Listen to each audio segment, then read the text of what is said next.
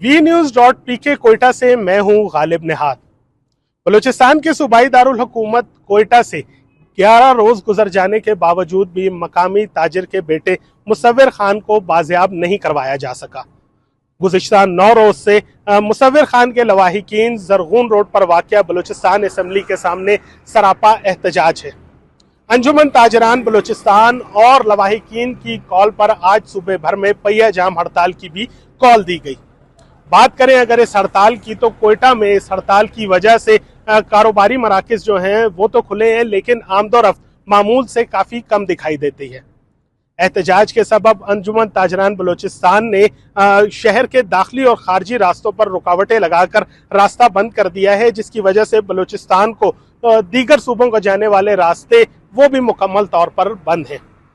कोयटा की अगर हम बात करें तो कोयटा में जो स्कूल्स हैं वो भी इस पहिया जाम हड़ताल की वजह से बंद कर दिए गए हैं, जबकि जो पैसेंजर ट्रेन है जो कोयटा से चमन जाती है वो भी आज मुअत्तल रही।